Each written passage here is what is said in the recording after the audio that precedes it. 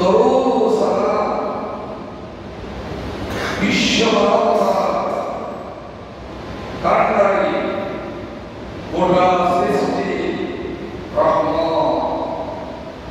जनाब मुहम्मद रसूलुल्लाह सल्लल्लाहु अलैहि वसल्लम दरबारे निवेदन করছি যে কদমে রয়েছে অনুকরণে অনুসরণের মাধ্যমে আমার ইহকালী কল্যাণ পরকালে জগতের মুক্তি রব্বুল ইজ্জত ওয়াল জালাল ওয়াহদাহু লা শারীকা সাথে সম্পৃক্তি মহব্বতে একমাত্র রজ্জুর অবলম্বন সাল্লাল্লাহু আলাইহি ওয়াসাল্লাম।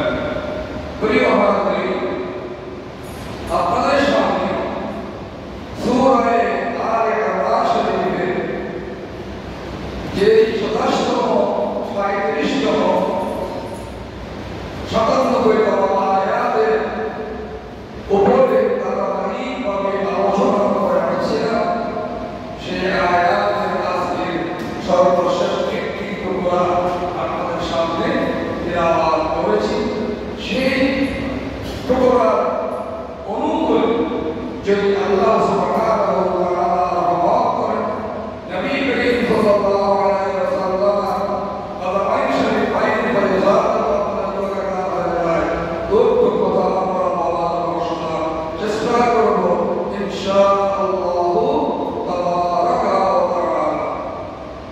প্রিয় হাজরিন, এই আয়াত আল্লাহ পাক কি বলেছেন? ওমান কাফার ফাইন্নাল্লাহা গানিয়্যুন আনিল আলামিন। এবং যে কেউ কুফরি করো, মিথ্যা পরওয়ারদিগার রব্বুল ইজ্জত ওয়াল জালাল সৃষ্টি জগৎবাসীর প্রতি সৃষ্টির প্রতি মোকাবিলা নয়, বলুন সুবহানাল্লাহ। আচ্ছা, আমি কি আমার বাবার মহতাজ? আমার বাপ আমার মহতাজ? একটা কথা মনে রাখবেন, আপনি আমার বাপ, আমি কি আপনার মহতাজ নাকি আপনি আমার মহতাজ? সন্তান তাদের যে কোনো ব্যাপার সে বড় বাবার প্রতিযোগিতা বলে বেশি। আমার জন্ম থেকে আমি বেড়ে ওঠা, আমার প্রচার পরিচিতি প্রসার প্রতিষ্ঠিত সব কিছুতে আমার বাবা মায়ের নাম জড়িত। তারপরে আমি বান্দা হিসাবে কোথায় ছিলাম, কোথায় যাব, এই ব্যাপারে আমার পরনির্দেশিকার মূল মালিককে আমার আল্লাহ। আমার সেই আল্লাহ আমাকে ডাক দিয়ে বললেন, বান্দারে একটি কাজের জন্য তোমাকে সময় দেব না, যখন সময় দিয়েছি সময় পেয়েছ, তাড়াতাড়ি সেই সময়ের কাজে লাগাই দাও। সেটা হচ্ছে হজ। এই উপরে আমাদের আলোচনা আসতেছে। সে হজ করার জন্য আল্লাহ রাব্বুল আলামিন খুব তাড়াতাড়ি করতে বলেছেন।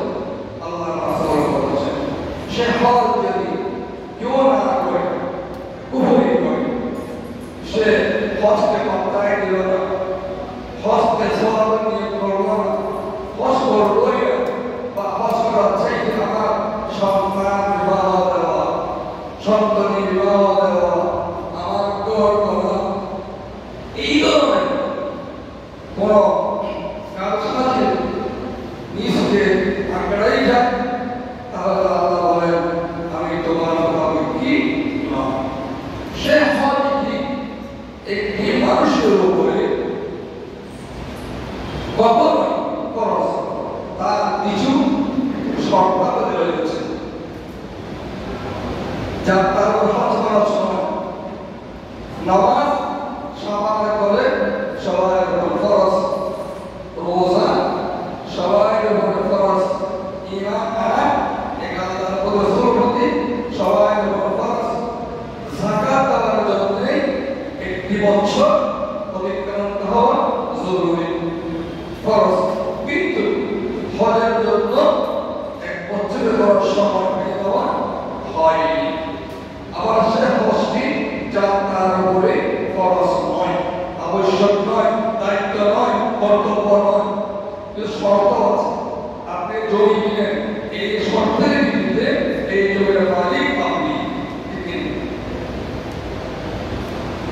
তাহলে আল্লাহ রাব্বুল আলামিন হাবিব যে শরীয়ত আমাকে দিয়েছেন সেই শরীয়তের মধ্যে যার মধ্যে আটটি কাজ পাওয়া যাবে তার মধ্যে কি হবে? হজ হবে, ফরজ হবে। প্রথম নম্বর তাকে হতে হবে ইমানদার মুসলিম, সে তাওহীদ রিসালাত বর্ণনার উপরে বিশ্বাসী হতে হবে। সে অন্য কারো মোতাবেক কারো তাবেদার কারো ইবাদতকারী পরবর্তী হতে পারবে না। আর ইসলাম ধর্মের নিহাত মাতা ইসলামের মধ্যে সম্পূর্ণরূপে আত্মসমর্পণ হতে হবে, মুসলমান হতে হবে। নামে মুসলমান আপনার মুসলমান নয়, সমস্ত কাজে আপনাকে ভগবানের স্বাক্ষর থেকে দেওয়ার জন্য আপনার চেষ্টা করতে হবে।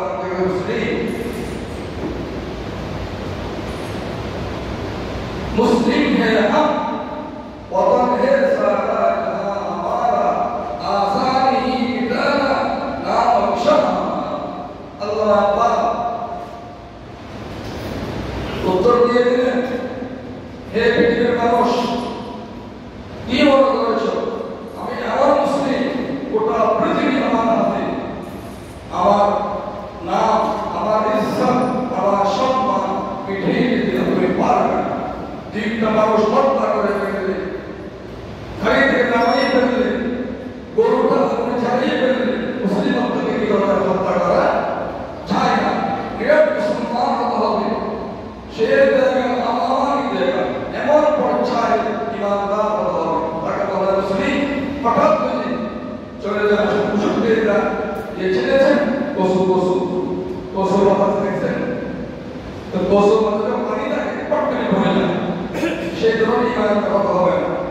দিককে জমিতে ইমাম যার বর্ণনা রেখেছেন হযরত বেলাল হাবশী রাদিয়াল্লাহু তাআলা আনহু।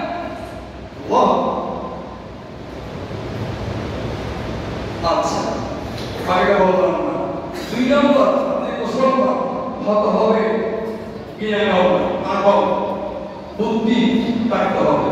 কতগুলো মুসলমান তার সম্মানে কোথায় হাঁটে কোথায় যায়, আল্লাহ আমাদেরকে রক্ষা করুন, আমাদের প্রজন্মকে রক্ষা করুন।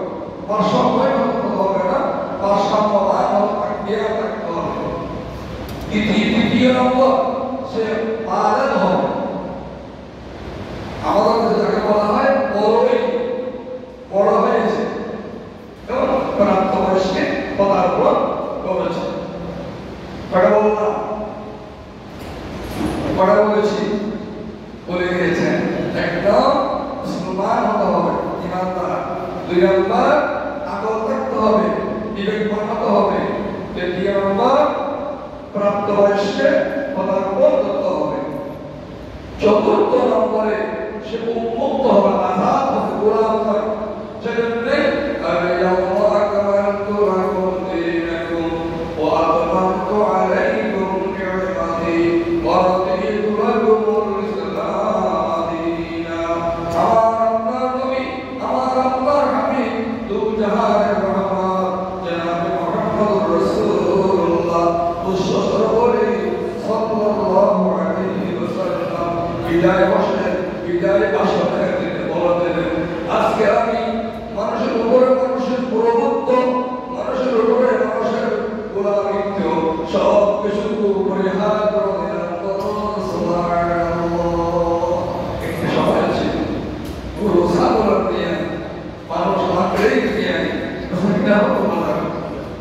এটা দুইজন আমি বলেছিলাম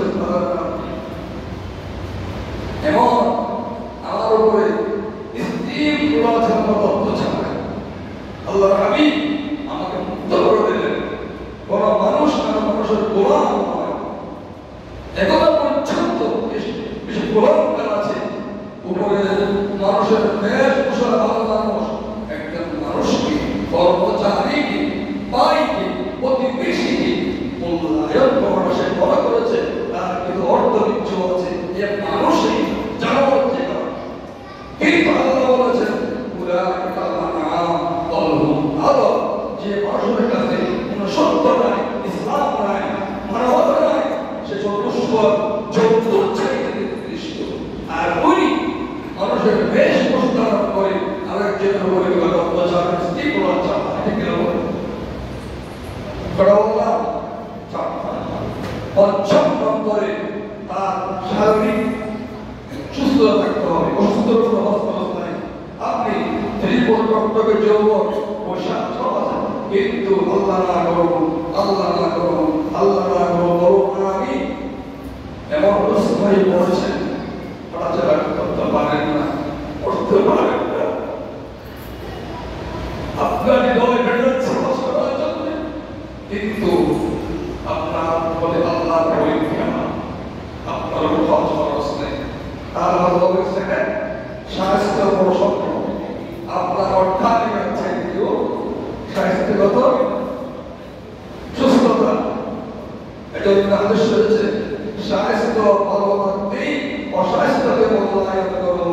কখন আপনি আক্রান্ত হয়ে যাবেন আপনি নিজেও জানেন না। এরপরে হতে হবে আপনি সময়ের অধিকারী। সময় মানে আপনার টাকা পয়সা আছে, হজের অভ্যাস নেই, হজের মাস তিনটা, যুলকাদা, শাওয়াল, যুলকাদা, যুলহিজ্জা, অর্থাৎ সবর করে করে মানুষ ওই পর্যন্ত সময়ের কথা পালন করতে হবে।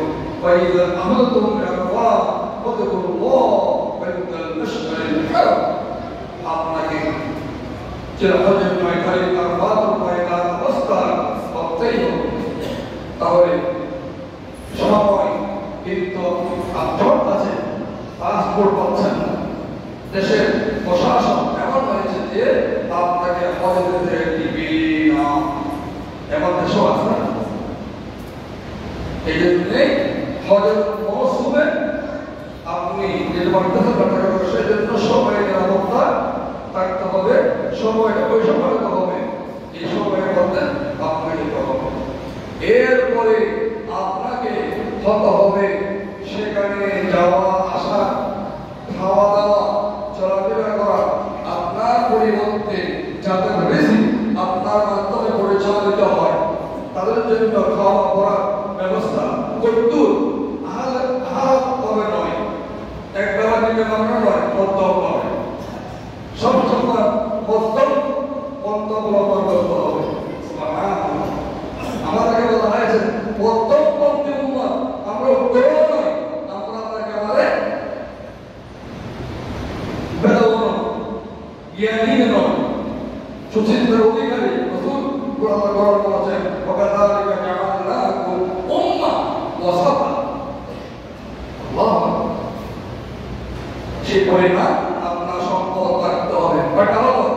7টা। 8 নম্বরে হতে হবে আপনার রাস্তার নিরাপত্তা।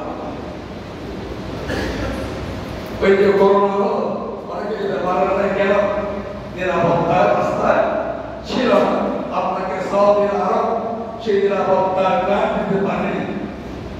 আপনার থাকা, খাওয়া, চলাফেরা মোটামুটি ভাবে খরচ করেছে, বন্ধ হয়ে যায়, কিন্তু আমরা যেতে পারিনি। এই 8টি শর্ত সাপেক্ষ আপনার উপরে কি হল? প্রথমে হজ ফরজ হল। এরপরে আসুন হজের ফরজ কয়টি?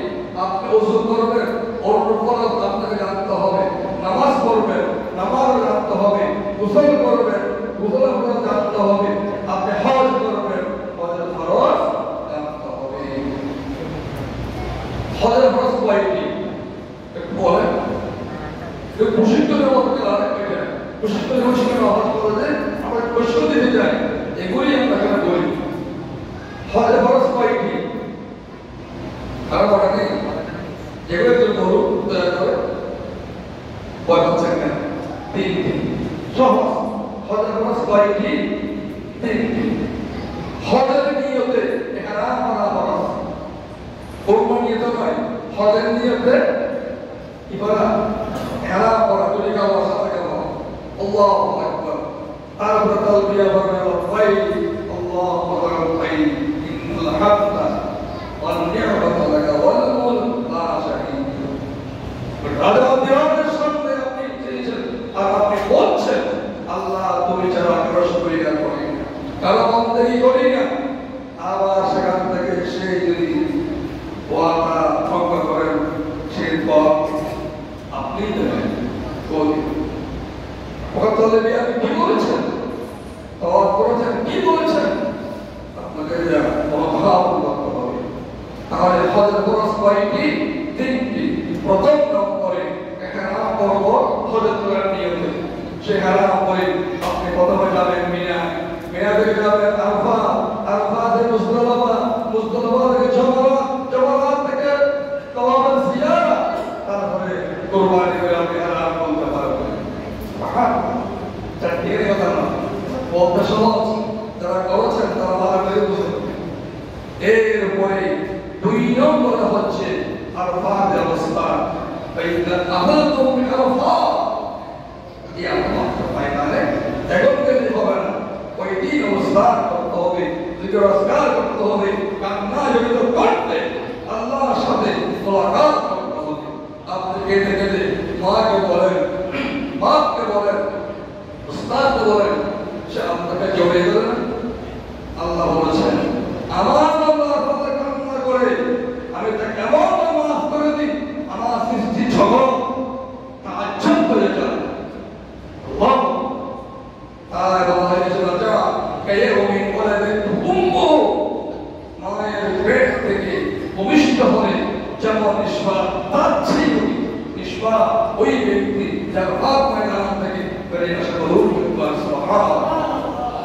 এর বড় হচ্ছে আপনি তাওয়াফের জিয়ারা ফরজ, তাওয়াফের জিয়ারা ফরজ 10 তারিখে করতে হবে, খুব ভালো।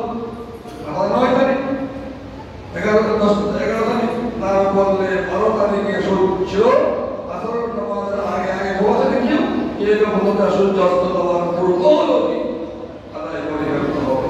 3 নম্বর। এরপরে আসুন তার সাথে ওয়াজিবা নামাজ, যদি ওয়াজিব চলে যায় পড়া শুরু হলে নামাজ দোহরায় পড়তে হয়, আর ওয়াজিব চলে গেলে সবসেটা দিতে হয়। এখানে ওয়াজিব চলে গেলে তখন দিতে হয়। প্রথম দাম কুরবানি, দ্বিতীয় দাম হচ্ছে আপনার কফা। সেই হজের ওয়াজিবাতের মধ্যে রয়েছে যে আল্লাহ রাব্বুল আলামিনের হাবিব সাল্লাল্লাহু আলাইহি ওয়াসাল্লামের হাদিস কি প্রমাণ, মুজদালিফায় অবস্থান, খোলা আকাশ, সাপ নাই, পেট নাই, কিছু নাই, যেখানে দেখা হবে সেখানে অবস্থান। আর সেখানে এসে প্রথমে আপনি পাথর করে নেবেন, ওযু করবেন, নামাজ পড়বেন, রাত বরাবর করবেন, খোলা আকাশের ওই কাপড়টা এটা সুবহানাল্লাহ। আপনি একটা কাল হয়ে গেলে ওই কাপড় দিয়ে আপনাকে দাও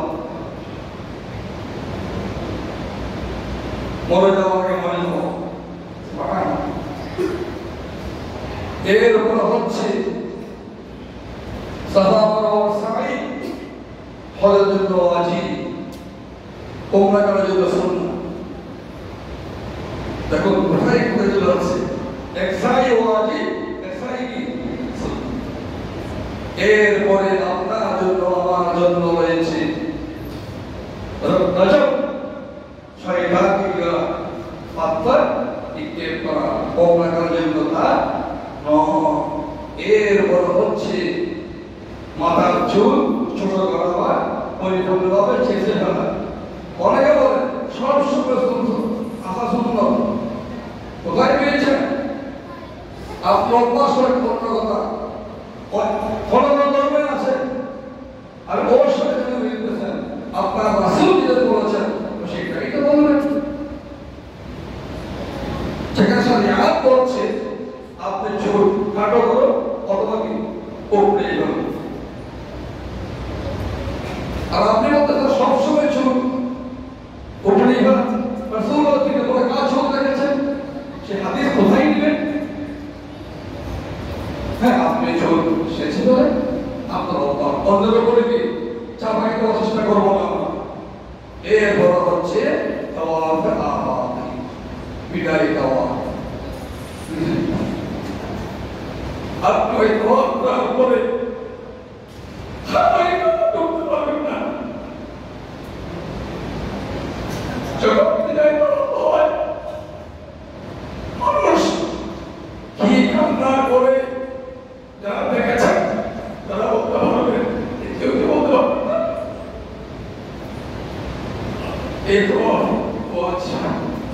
সেখানে মহিলা আপনাকে তো দিতে হবে।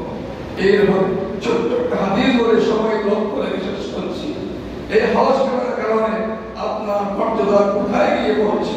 আল্লাহ হাবিব জনাবে মুহাম্মদুর রাসূলুল্লাহ সাল্লাল্লাহু আলাইহি ওয়াসাল্লাম ইরশাদ করেছেন, আজীবন একজন মানুষ সিঁড়ি কবির আয়াত করেছে, যখন ইসলাম গ্রহণ করেছে, হাবিব কিবরিয়া সাল্লাল্লাহু আলাইহি ওয়াসাল্লাম বলেছেন তার পূর্বের জীবনে সমস্ত গুনাহ আল্লাহ ক্ষমা করে দিয়েছেন। বলুন সুবহানাল্লাহ। আজীবন তওবা করেছে, আজীবন আল্লাহর সাথে শরীক করেছি, আজীবন এই কাজগুলি করেছি, এর জন্য মানুষকে মেরেছি, মূর্তি বলার জন্য, শ্রী রাম বলার জন্য, শ্রী কৃষ্ণ বলার জন্য হত্যা করে দিয়েছি। তারপরে তুলে আসলো আমার আল্লাহ তো তাওহীদ, এই কথা বিশ্বাস করে দিয়েছি, আশহাদু আল্লা ইলাহা ইল্লাল্লাহ ওয়াহদাহু লা শারীকা লাহু ওয়া আশহাদু আন্না মুহাম্মাদান সাল্লাল্লাহু আলাইহি ওয়াসাল্লাম আবদুহু ওয়া রাসূলুহু।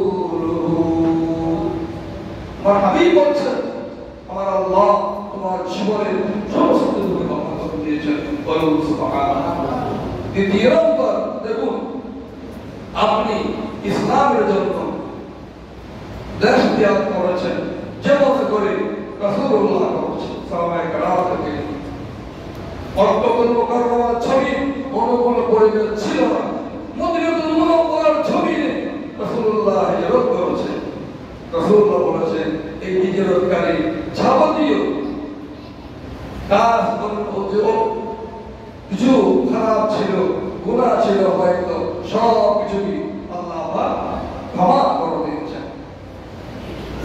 এরপরে সর্বশেষ যে কথাটি তা হচ্ছে এই রাসূল করিম সাল্লাল্লাহু আলাইহি ওয়াসাল্লাম ইরশাদ করেছেন, নিঃসন্দেহে ওই ব্যক্তি যিনি হজ করেছেন নামের পূর্ণ হাজিরের জন্য নয়। অনেকে আমরা দেখতে পাই, আমি খতিব সাহেবের নামের পূর্বে তার গাছ তলে গেলে গাছ বললাম, দুঃখ করে বললাম, আমি চিঠি দিই। হ্যাঁ বাপ, তাহলে প্রত্যেক মুসলমানও লিখতে হবে, আল মুসাল্লি লিখতে হবে। হ্যাঁ, কেউ লিখেছেন অন্য জিনিস নিজ থেকে, এটা যেন শাহিদ লালায়িত নয়। যে ব্যক্তি আল্লাহর জন্য তরিকায়ে মুহাম্মদিয়া মোতাবেক হজ করেছেন, আল্লাহ রাব্বুল আলামিন তার জীবনের গুনাহগুলো এমন করে মাফ করে দিয়েছেন, রাজা কায়াউমিন ওয়ালাদ উম্মু মা কানা ক্বাবলাহু। তার জীবনে আল্লাহ রাব্বুল আলামিন এমন সাজিয়ে দিয়েছেন, তার জীবনে আর কোনো কালিমা নাই, স্বচ্ছ জীবন হয়েছে। বলুন সুবহানাল্লাহ। আল্লাহ সুবহানাহু ওয়া তাআলা আমাদের সকলকে আল্লাহ হাবিব জনাবে মুহাম্মদুর রাসূলুল্লাহ সাল্লাল্লাহু আলাইহি ওয়াসাল্লামের তালিম ও শিক্ষা মোতাবেক, তরিকা মোতাবেক আল্লাহ সন্তুষ্টির জন্য হজ করার জন্য আল্লাহ আমাদের সকলকে কবুল আর মঞ্জুর করুন।